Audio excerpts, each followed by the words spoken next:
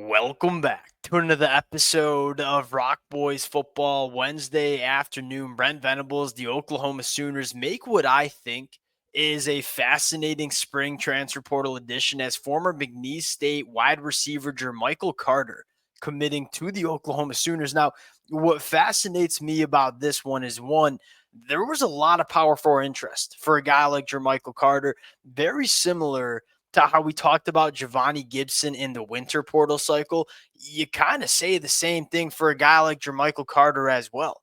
He looks the part of an SEC wide receiver.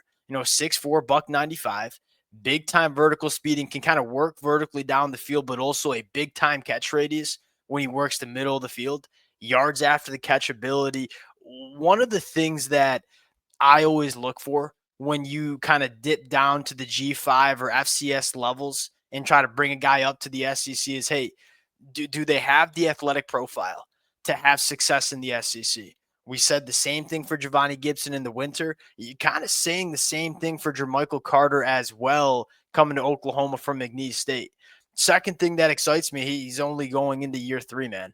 Like, he's just getting better as a football player. There's a difference between guys who are going to be fifth-year seniors and guys who are going into year 3. The fifth-year seniors probably pretty tapped out. Like, there's probably not another level for them to reach going into their 5th year, where a guy like Jer'Michael Carter is only going into year 3, getting better as a football player. Now, does not have the same production that a guy like Giovanni Gibson had. That has very little to do with Jer'Michael Carter. It has a lot more to do with the quarterback play that McNeese State was trotting out there. They kind of rotated 2 quarterbacks. Neither of them were very good at their job. I'm intrigued to see what Jer'Michael Carter brings. And, one of the things we've said really since Jim Nagy took the job in Norman is this is where Jim Nagy has the opportunity to create some real value. We said when Jim Nagy took the job, what's one of his unique traits he brings to the general manager position? His ability to evaluate and find those diamonds in the rough, you might say, at the FCS or G5 level. You're kind of hoping Jer'Michael Carter is one of those guys. And you saw Oklahoma in the winter go out and get Giovanni Gibson. And, before the injury that we heard or that he had in spring practice was sounding like he's going to be a difference maker for Oklahoma in the 2025 year. You're kind of hoping for the same thing for Jer'Michael Carter. The thing that I love the most here, Brent Venables, Jim Nagy, Oklahoma, they're not going to spare any expense at making sure the pieces are around John Mateer. Like, I'm a Michigan fan. Many of y'all know we got 5-star quarterback Bryce Underwood, true freshman. What I'm so frustrated with is I feel like Michigan's not really done anything to put the pieces in place. Oklahoma knows you have arguably the best quarterback in the SEC and gives you a massive leg up every single Saturday. Go make sure the pieces are around John Mateer for him to maximize this Oklahoma offense. You go bring in one of the best running backs in the country in Jaden Ott. You bring in another very intriguing athletic profile in Jer'Michael Carter. It's what you want to do. Want to get a little bit more into Jer'Michael Carter, talk about what he did at McNeese State, what he can bring to Oklahoma before we get into it. As always, to the Oklahoma fans, just want to say thank you to you guys. It's been a busy last couple of days and weeks for Oklahoma as it pertains to the spring portal window. A lot of support from y'all. Appreciate you guys. If y'all do enjoy the content, consider subscribing to the channel. Without further ado, let's get into this one. Now, getting into Jer'Michael Carter, the thing that stands out to me here, 14 and a half yards per catch with a 62% completion percentage when targeted. Now, that might not necessarily jump off the page immediately, but when you consider both McNeese State quarterbacks combined through for around a 52% completion percentage, you're telling me Jer'Michael Carter's catching for almost 15 yards per catch, and it's a 62% completion percentage when he's targeted. Those are numbers that I like a lot. And again, the production, 558 total yards. It's not going to jump out at you from the FCS ranks, but once again, I feel like it has a lot more to do with some subpar quarterback play from McNeese State than it has to do with Jer'Michael Carter. Now, what he brings as a wide receiver, one, the frame, like 6'4", buck 95, some nice vertical speed, but more importantly, he couples good size, good vertical speed with the ability to track and make combat catches. The second thing is when he works the middle of the field, he is very comfortable doing so. Big time catch radius. Like he gives you some margin for error when you're throwing him the football. And you can miss and still kind of be in that catch radius, and he's going to come down with that catch. Lastly, yards after the catch. One of the things I love about the Ben Arbuckle offense here is he's going to manufacture space. I always say this, that the best offensive coordinators in the country, they'll do it in different ways, but what they all do really well is manufacture space for their playmakers. And Jer'Michael Carter, yeah, he's more of a big body X wide receiver that wants to work vertically.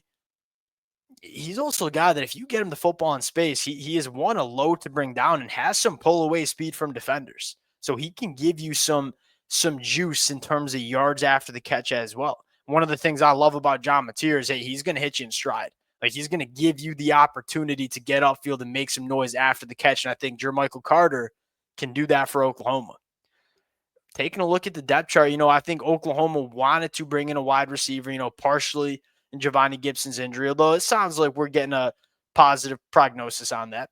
And then I think you're just kind of young and a little bit thin in the wide receiver room. And I think at the end of the day, hey, we have John Mateer, we have Ben Arbuckle, we have the two most important ingredients in terms of having a good offense. We've got to make sure that Ben Arbuckle, John Mateer have the weapons to go out and maximize this thing. I think Jer'Michael Carter is going to play a role. Evaluating Oklahoma's overall transfer portal efforts. This is a very intriguing conversation. Oklahoma did not go after a ton of names, right? They went after some wide receivers. They obviously were very aggressive to land a guy like Jaden Ott. Outside of Jake Maikula coming from Stanford, the thing that stands out to me is Oklahoma really did not pursue many offensive linemen in the spring transfer portal window. Now, one, that could maybe be a result of just not that many good options. But I think more importantly, you could read into that and say, hey, maybe Oklahoma feels better about their offensive line than maybe what we see on paper. It's one thing for a coach to get up in front of the media and say, yeah, we have a lot of confidence in our offensive line, and then turn around and go grab 3 or 4 guys in the portal. I think actions speak louder than words when it comes to that. And so if he's saying, hey, we're not even going to go after any names in the portal, like that probably tells you Oklahoma might feel pretty good about where the offensive line sits heading into fall camp. And that to me is the last piece of the puzzle for this football team. Very good offensive coordinator, very good quarterback. You have the pieces around the quarterback to kind of maximize this offense. And this offensive line comes together. If you're able to keep John Mateer clean and run the football effectively, you're looking at an offense that can do a 180 from what it was last year. You got a better quarterback, better offensive coordinator, better weapons, and ideally a better offensive line too. Now, what's so fascinating about that is y'all know how I feel about this defense. You got the best play caller in the country on the defensive side of the football calling the defense going into 2025 from Brent Venables. Look at this team. Look at this defense specifically in the front seven. It's really deep. It's really talented. You have a ton of upside on this defense. I think people make way big of a deal about Danny Stutzman and Billy Bowman leaving. And look, that ain't a shot.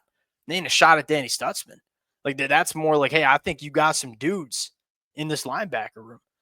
I'm looking at Oklahoma and saying this team can surprise a lot of people in 2025. And I think Michael Carter will probably do it for Oklahoma's transfer portal additions in the spring. And I think this team feels good about the roster they have going in fall camp. Now you got to go execute. We'll close it there. Jim Nagy, can he pull a rabbit out of his hat here with Jer'Michael Carter? Appreciate you guys. If y'all do enjoy the content, consider subscribing to the channel, and we'll talk to y'all later.